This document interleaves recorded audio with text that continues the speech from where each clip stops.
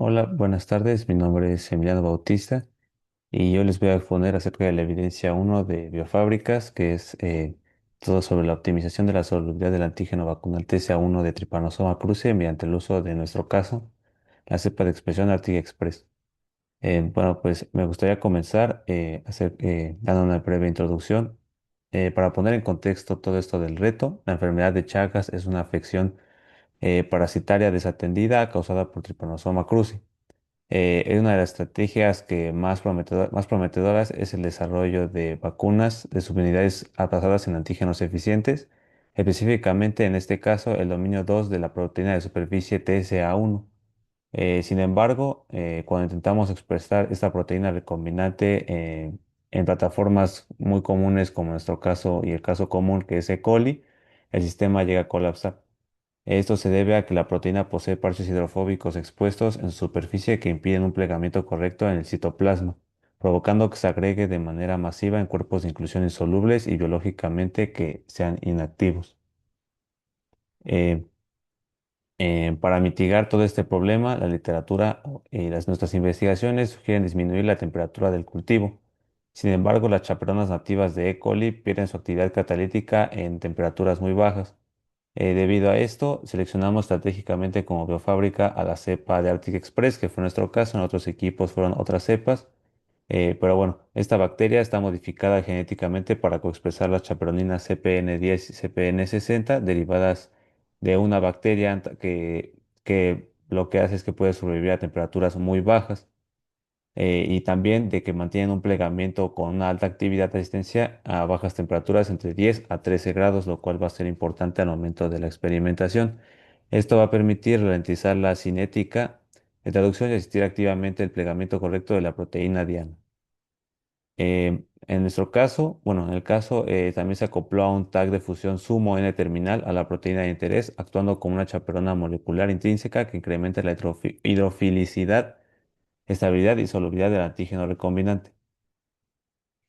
Nuestro objetivo se divide en dos. Uno es el objetivo común, que es evaluar la expresión y solubilización del dominio 2 de la proteína recombinante TCA1 de Trypanosoma cruzi en la cepa Escherichia coli ArcticExpress, comparando el impacto de dos concentraciones de inductor IPTG, punto 5 y punto y 1, para optimizar la obtención del antígeno vacunal en la fracción soluble. Y también está el objetivo que nos pidió el socio formador, que es mejorar el plegamiento en vivo en E. coli mediante la coexpresión con proteínas auxiliares, el diseño racional basado en la expresión restringida de dominios específicos, el uso de etiqueta de solubilidad y o la introducción de mutaciones puntuales que favorezcan la estabilidad y solubilidad de la proteína.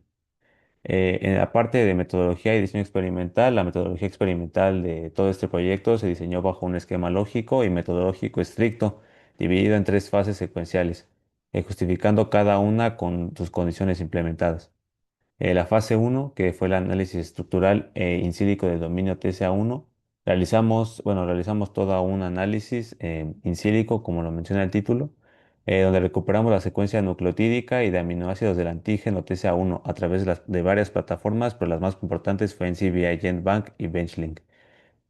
Justificamos el alineamiento de secuencias para evaluar el sesgo de codones introducido en la secuencia optimizada por nuestro socio formador.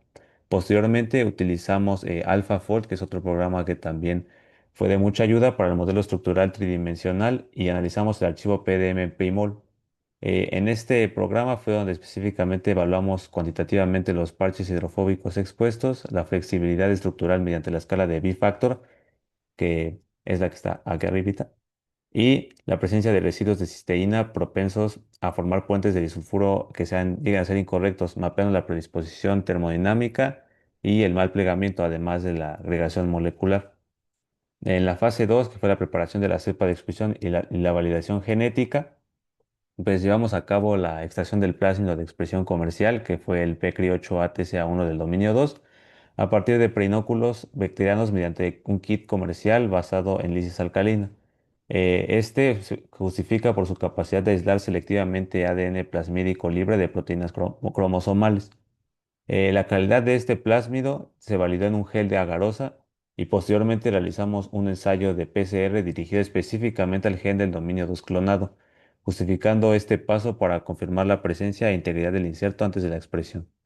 También para la transformación, Preparamos células quimiocompetentes en la cepa Express utilizando el método de lavado con cloruro de calcio punto omo molar y glicerol al 15% durante su fase de exponencial temprana. Perdón. La incorporación del plásmido se logró mediante choques térmicos, seguido de una estabilización en hielo y una etapa de de recuperación metabólica. A todo esto bueno, más bien se hizo todo esto antes de sembrar en placas selectivas con medio LB suplementado con canamicina para asegurar la presión de selección del vector. Y finalmente, en la fase 3, que fue los ensayos de expresión y evaluación de solubilidad, el diseño experimental se basó en una cinética controlada por la temperatura. Al alcanzar la fase logarítmica activa del cultivo con una densidad óptica de 600 nanómetros, que en nuestro caso fueron pues 0.565 y el otro fue 0.500, fue justamente la barrera, disminuimos drásticamente la temperatura en un rango de 10 grados para activar el sistema Cycrophil. Para evaluar el impacto de la tasa de transcripción sobre la solubilidad, contrastamos rigurosamente dos concentraciones finales del inductor, que fue IPTG a 0.5 minimolar y 1 a minimolar. También hicimos otro con 1 a minimolar, pero sin antibiótico. Todo esto se realizó buscando determinar si una menor concentración minimizaba la saturación del sistema enzimático de la bacteria. Ya en la parte de resultados, que es la parte pues, más importante todo este proyecto. Primeramente en la fase uno que era el análisis en sílico, de acuerdo con de acuerdo con las predicciones bioinformáticas resumidas en nuestra tabla, el dominio 2 consta de 213 aminoácidos, perdón, con un peso molecular teórico de 23.43 kilodaltons. Esto fue en estimación bioquímica basada en 110 daltons por residuo. Además de que el punto isoeléctrico de coeficiente de extinción molar fue de 6.44, la región de aminoácidos con mayor hidrofobicidad fue de menos punto 522, mientras que con la que cuenta con mayor inestabilidad fue pues una cadena sobresaliente en forma de loop flexible alejado del centro globular. En la parte de aminoácidos en altos core de agregación se calcularon 13 hotspots y el candidato mutado fue la cisteína, además de que el rango de pH en el cual era estable era de 7.5.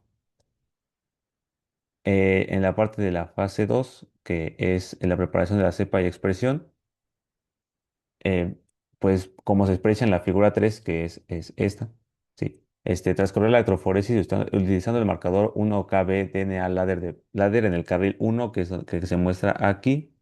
Logramos confirmar el éxito de la lisis alcalina.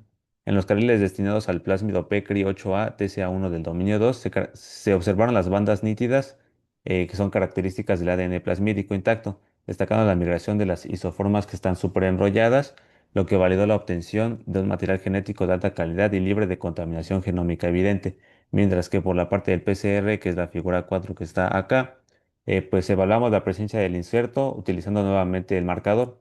Los carriles correspondientes a nuestras muestras preparadas revelaron una banda única, nítida e intensa que migró al peso molecular exacto del fragmento génico esperado para el dominio 2. La ausencia total de estas bandas inespecíficas y el comportamiento limpio del carril 5, que es este de aquí, nos confirmaron a nosotros de manera robusta y absoluta la identidad del gen clonado y demuestran que no hubo eventos de contaminación durante el ensayo y el procedimiento que se realizó. Y finalmente, bueno, no, acerca de la eficiencia de transformación, el plaqueo selectivo en medio con canamicina arrojó colonias viables, lo cual al cuantificar las unidades formadoras de colonia por microgramo de ADN, se obtuvo una eficiencia de transformación óptima, bueno, esto ayudó a ratificar y a ya, básicamente confirmar que nuestro protocolo de microcompetencia con cloruro de calcio funcionó de forma como se esperaba en nuestra cepa, que vuelvo a repetir, fue Arctic Express.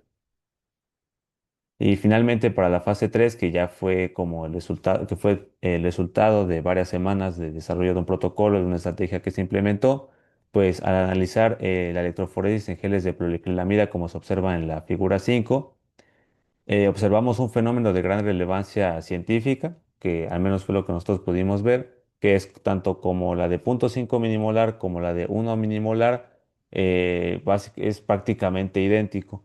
Los carriles representan la fracción total inducida, que van a mostrar una banda sobreexpresada que está muy densa y oscura, localizada entre los 20 y 25 kilodaltons, que es más o menos por aquí. Eh, Esto va a coincidir, sí, con el peso teórico de 23.43 kilodaltons, pero si bien sí coincide, esto también va a demostrar que la inducción transcripcional eh, que se controló mediante el promotor T7 del vector, que bueno, esto lleva al análisis de las fracciones fraccionadas. La banda en el carril de la fracción donde debería estar soluble o sobrenadante es pues imperceptible, mientras que la banda de la fracción insoluble, que era lo del pellet, o bueno, bueno sí, el sobrenadante, bueno, el sobrenadante no, más bien lo que no es el sobrenadante, retiene casi la totalidad de la proteína recombinante. Esto va a demostrar que, bueno, experimentalmente el antígeno formó cuerpos de inclusión masivos en ambas concentraciones del inductor. Así que pues no, no se, en sí no se solubilizó. Y a manera de conclusión, a partir de todo el análisis metodológico que se hizo de los resultados experimentales, se pueden llegar a varias conclusiones.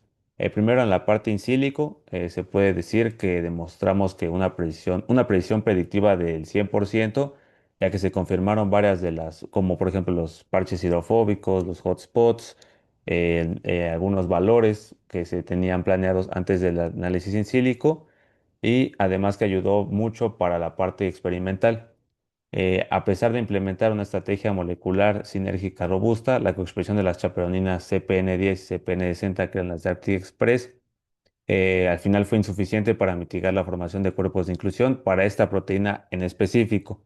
Esto va a demostrar que la velocidad y la energía libre del colapso hidrofóbico del dominio 2 superan la capacidad de asistencia del sistema celular ensayado.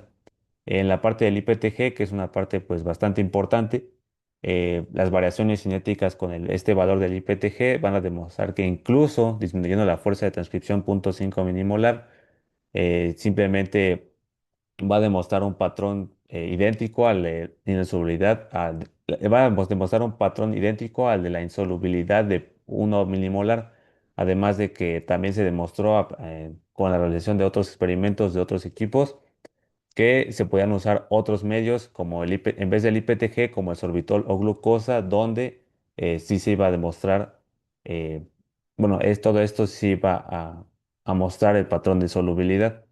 Y finalmente, como una propuesta que se agregó al final, se puede tal vez modificar que estos esfuerzos, esfuerzos futuros no deben enfocarse en optimizar la inducción en vivo del IPTG.